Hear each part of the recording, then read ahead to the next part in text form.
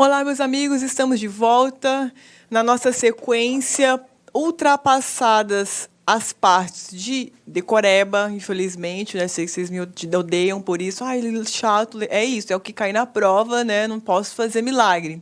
Mas agora vamos começar a falar sobre coisas mais bacanas. Então vamos falar sobre a relação jurídica de consumo propriamente dita.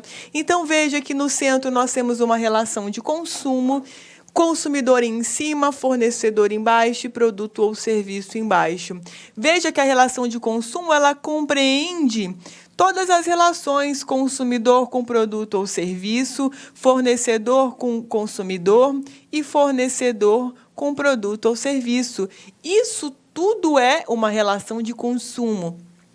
Se eu deixo de constar qualquer um desses três elementos, eu já não tenho relação de consumo. Relação de consumo nos moldes do Código de Defesa do Consumidor. Maravilha? Então, necessariamente, todos esses fatores devem se fazer presentes para que nós possamos dar a tutela a essa relação de consumo nos termos do que é trazido pelo Código de Defesa do Consumidor. Perfeito? E aí veja que no artigo 2º do Código, ele já inaugura trazendo para nós os conceitos desses entes, dessas entidades que participam ou que movimentam esse círculo da relação de consumo.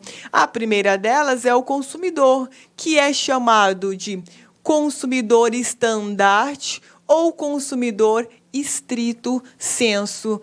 Para os fins do artigo 2º, consumidor, portanto, é toda pessoa física ou jurídica que adquire ou utiliza produto ou serviço como destinatário final.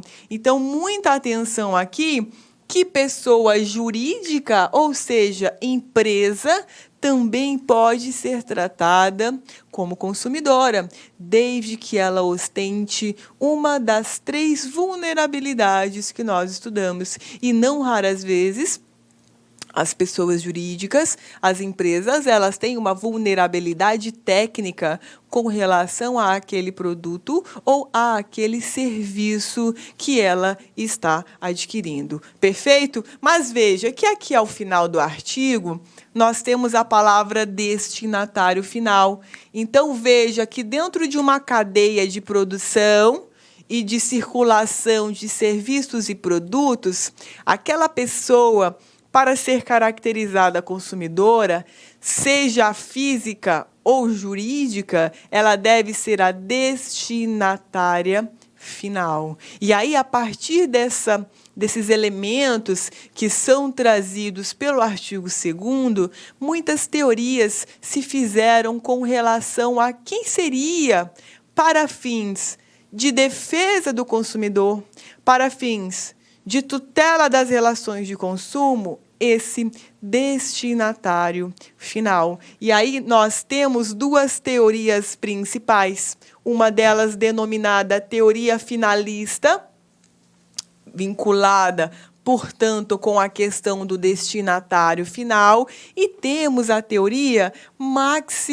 maximalista, que é uma teoria mais ampla. Veja, a teoria aqui está meio ruim para leitura, mas o seu material você vai acompanhar.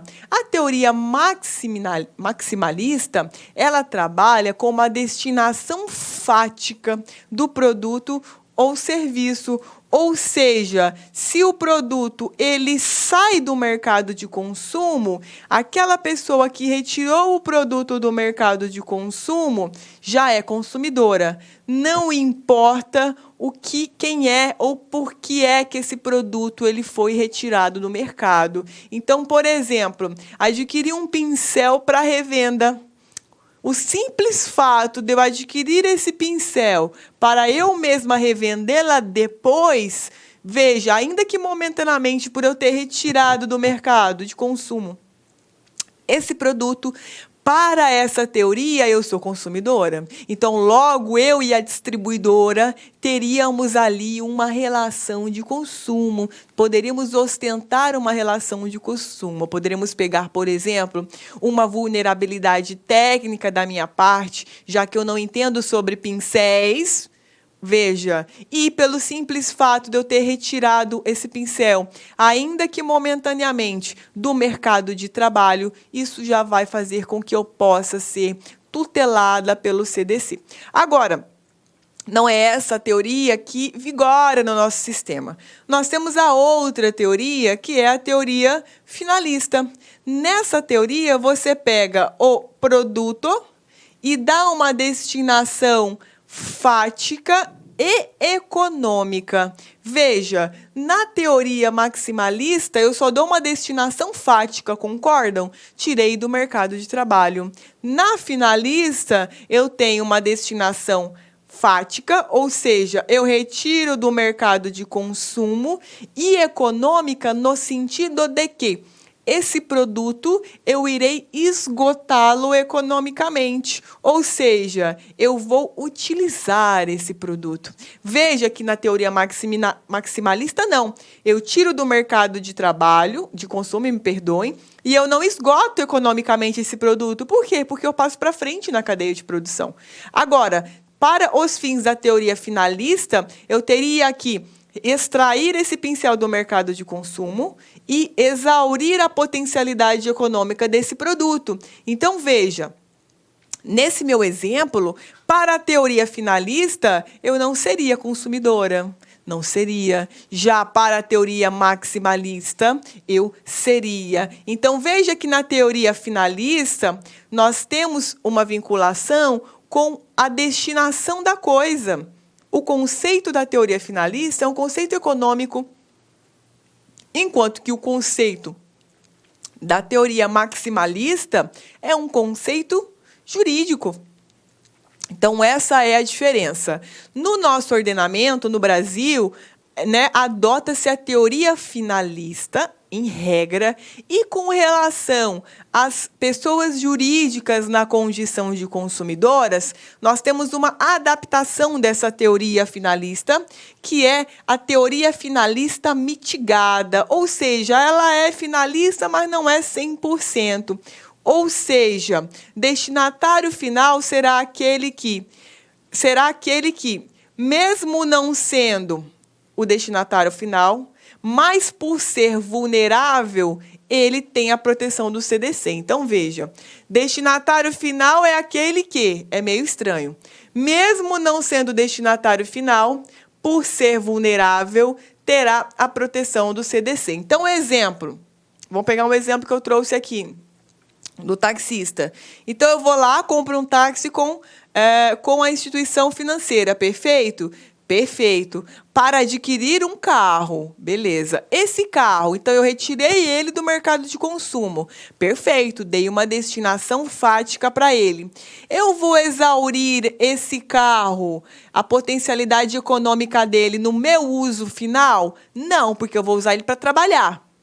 Então, veja que a destinação dele é uma destinação utilizada no mercado de consumo. Claro que é o mercado de consumo do táxi, mas eu vou utilizar, repassá-lo na cadeia de produção. Veja que, nesse caso, eu, embora não seja o destinatário final do produto, por quê? Porque, na verdade, eu vou carregar pessoas nesse produto.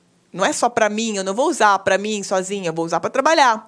Veja, nesse caso, embora eu não seja a destinatária final do produto, eu posso ser considerado consumidora. Por quê? Porque eu posso ser vulnerável faticamente, juridicamente e tecnicamente diante do fornecedor, ok? Que é lá a concessionária. Então, veja que, muitas vezes, nós temos empresas que adquirem produtos e que, veja, nessa aquisição de produto, a empresa, ela não vai exaurir a potencialidade econômica desse produto, não vamos repassar ela na cadeia de produção, mas, Como essa empresa se encaixa em uma das vulnerabilidades, geralmente técnica, veja que essa vulnerabilidade ela vai permitir que nós apliquemos o CDC. Tudo bem? Mas isso é muito raro, claro.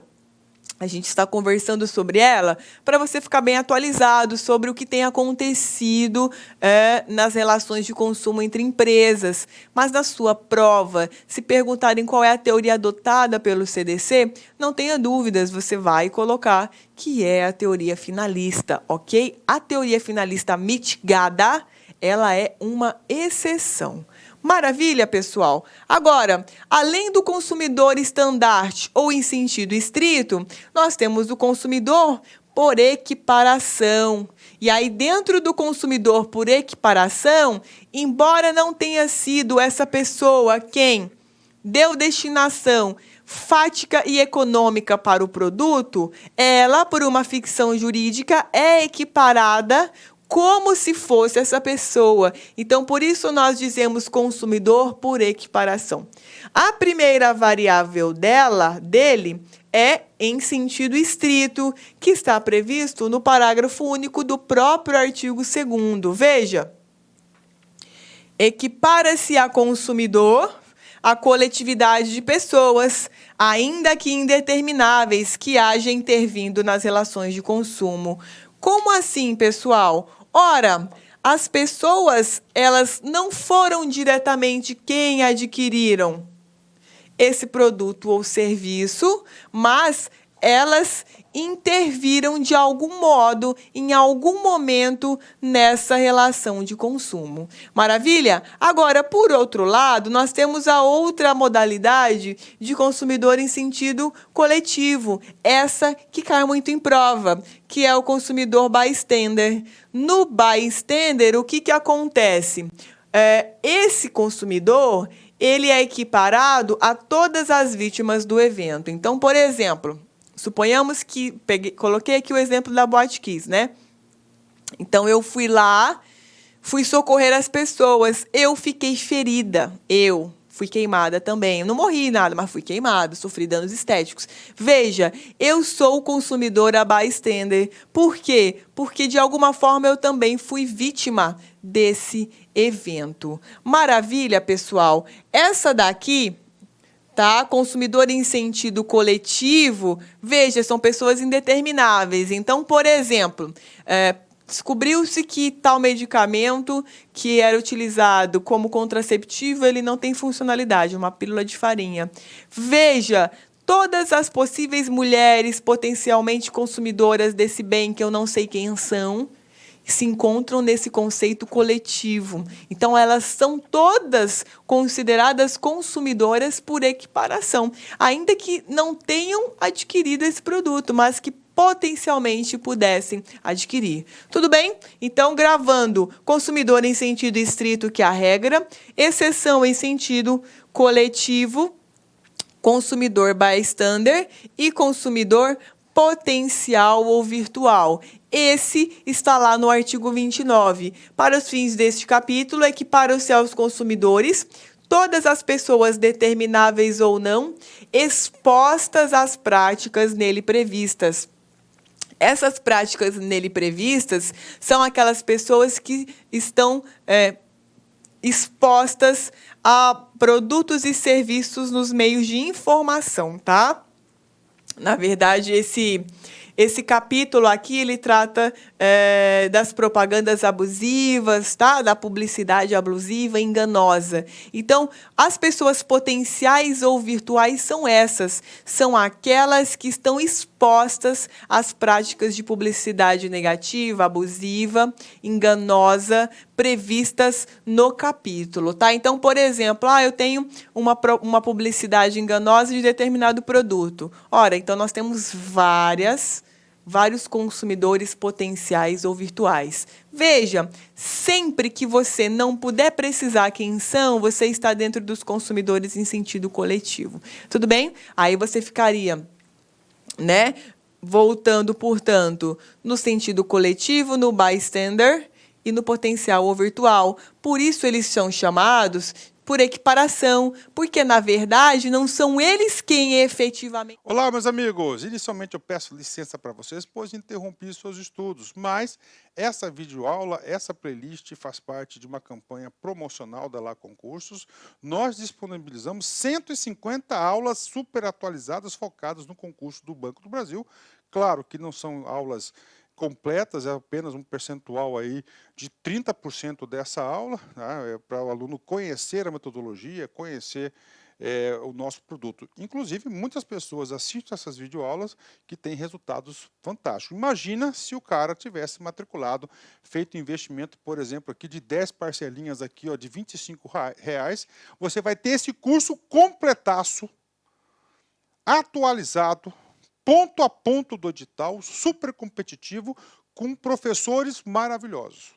Pode ter certeza, o melhor custo-benefício do mercado está aqui na LAC Concursos.